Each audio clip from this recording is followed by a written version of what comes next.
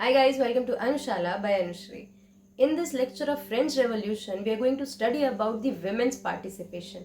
ठीक है, women का क्या contribution था और women को हम कितने equal rights दे पाए थे फ्रांस में, ये हम बात करेंगे इस lecture में. Women have been the active participants from the very beginning.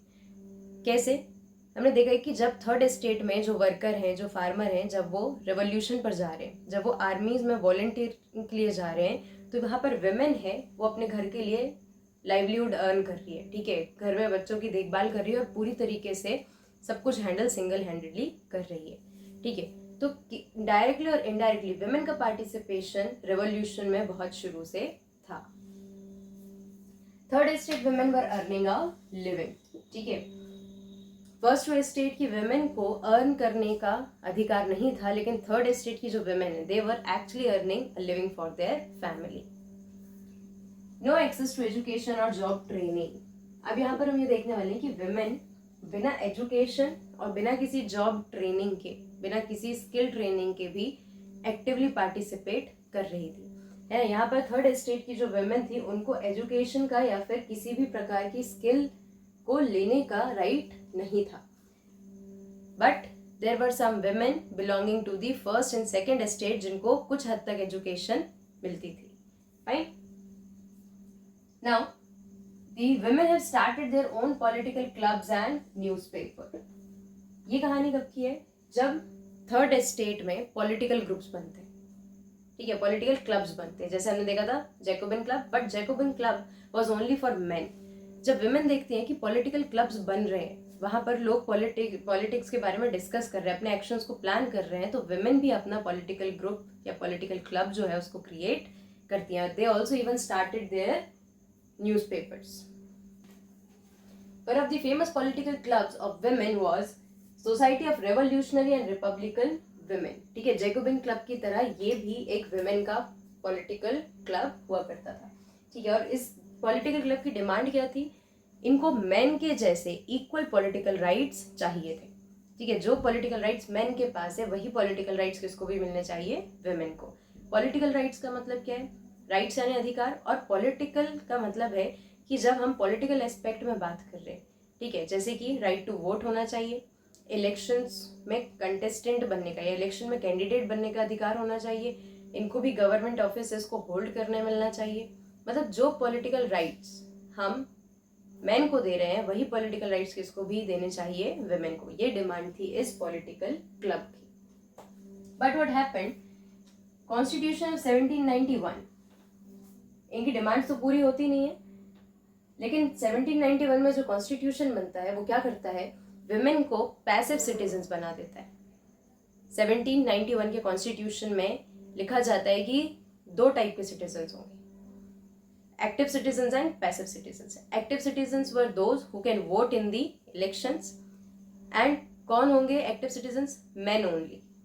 ठीक है, जो कि 25 ईयर्स से ज्यादा हैं और जो एक लेबर की 3 दिन की वेजेस जितना अमाउंट पे कर सकता है, उसको ही बनाया गया था एक्टिव सिटीजन्स, और बाकी लोगों को बना दिया था पैसिव.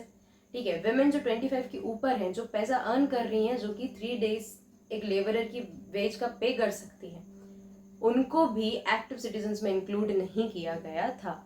ठीक है, reduce them to passive citizens, and this was highly disappointing to the women, right? They wanted the right to vote, to be elected to assembly and hold political offices. women की demand simple थी, हमको equality चाहिए.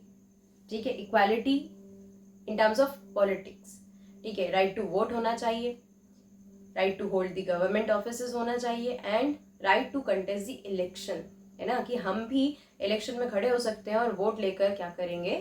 Assembly में जाकर politics में indulge हो. Fine. Now what happens, देखो women को इक्वालिटी चाहिए, लेकिन यहाँ पर जितने भी पॉइंट्स हैं, these are related to the political aspect. सिर्फ इसको छोड़ के वेमेन के लिए बहुत सारे रिफॉर्म्स किए जाते हैं. रिफॉर्म्स का मतलब है changes, that to the positive once.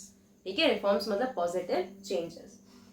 अब वेमेन को वुमेन के लिए बहुत सारे रिफॉर्म्स तो किए जाते हैं उसकी सोशल कंडीशंस को इम्प्रूव करने के लिए, सुधारने के लिए, लेकिन the struggle for equal political right continued after it also. ठीक है, देख लेते हैं रिफॉर्म्स कौन कौन से। Schooling was made compulsory for all the girls, है ना। स्कूलिंग मतलब अभी तक यहाँ पर बहुत सारी वेमेन को एजुकेशन का राइट नहीं था, ठीक है, they had no access to education और जॉब ट्रेनिंग, तो यहाँ पर दोनों उनको दिया जाता है। कैसे? स्कूलिंग जो होती है वो कंपल्सरी बना दी जाती है for all the girls, as well as they have given the training for jobs and businesses.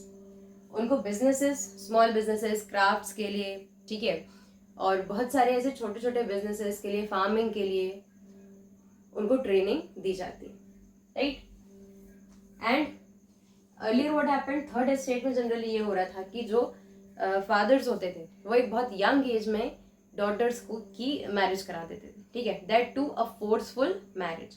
But यहाँ पर 1791 के कॉन्स्टिट्यूशन में क्या रिफॉर्म आता है कि फोर्सफुल मैरिजेस नहीं होंगी, ठीक है। साथ में divorce was made legal, can be applied by both man और वुमेन। इससे पहले डाइवोर्स जो था वो लीगल नहीं था, ठीक है, और अगर ऐसा कुछ करना भी है, ठीक है, अगर लीगल है भी तो उसको सिर्फ कौन इनिशिएट कर सकता है? मैन, उसको वुमेन इनिशिएट नहीं कर सकती थी। बट यहाँ पर रिफॉर्म क्या होता है? Divorce was made legal and can be applied by both man as well as women, ठीक है। ये चार रिफॉर्म हमने देखे वुमेन की सोशल और कहीं ना कहीं उसकी इकोनॉमिक कंडीशंस को सुधारने के लिए। Social, economic as well as political aspects, ये तीनों ही एस्पेक्ट जरूरी है किसी भी एक इंडिविजुअल की ग्रोथ या उसके डेवलपमेंट के लिए, ठीक है। यहाँ पर वुमेन को इकोनॉमिक और सोशल कंडीशंस तो उनकी इम्प्रूव की जाती है, लेकिन पॉलिटिकल राइट्स जो है उसमें इक्वालिटी नहीं मिलती। और वुमेन की मेन डिमांड क्या थी? कि उनको पॉलिटिकल इक्वालिटी चाहिए। क्यों? क्योंकि ये सब तो वुमेन अपने लिए खुद भी कर सकती थी अगर वो पॉलिटिक्स में इन्वॉल्व हो जाती हैं तो, ठीक है, लेकिन उनको सिर्फ और सिर्फ पॉलिटिकल इक्वालिटी से ही डिप्राइव्ड रखा गया। इसके साथ एक और कंडीशन आती है जबकि रीन ऑफ टेरर होता है, यानी कि 1793 से लेकर 1794 when the France was ruled by Maximilian Robespierre. यहाँ पर क्या होता है? मैक्सिमिलियन रॉबेस्पियर का कहना होता है कि वुमेन जो है इनकी पॉलिटिकल एक्टिविटीज बढ़ रही हैं। पॉलिटिकल एक्टिविटीज का मतलब ये जो पॉलिटिकल क्लब्स बन रहे थे, ठीक है, वुमेन्स जो न्यूज़पेपर्स चला रही थी, वुमेन्स जो एसोसिएशंस बनाकर प्रोसेशंस निकाल रही थी इन दी फ्रांस, तो यहाँ पर ये चीज़ किसको नहीं पसंद आती? मैक्सिमिलियन रॉबेस्पियर को। तो वो यहाँ पर बोलते हैं कि वुमेन पॉलिटिकल क्लब्स जो हैं उनको बैन कर दिया जाए और वुमेन की पॉलिटिकल एक्टिविटीज को कंप्लीटली खत्म करने की कोशिश की जाती है, ठीक है। So during the reign of terror women political activities and clubs were completely banned, ठीक है, मतलब उनको पहले ही पॉलिटिकल राइट्स नहीं मिल रहे थे, अब उनसे क्लब्स बनाने का, एसोसिएशंस बनाने का और पॉलिटिकल एस्पेक्ट्स को डिस्कस करने का राइट भी छीन लिया जाता है। And this struggle continued for a very long period of time, ठीक है। यहाँ से वुमेन को कब फाइनली फ्रांस में राइट टू वोट मिला है? 1946, और इंडिया कब इंडिपेंडेंट हुआ है? 1947, मतलब केवल एक साल पहले यहाँ की वुमेन को वोटिंग राइट मिला है हमारे इंडिपेंडेंस से, ठीक है। और रीन ऑफ टेरर कब से चला जाता है? 1973, तो आप 1794, आप देख सकते हैं कितना ज्यादा लंबा टाइम पीरियड है ना।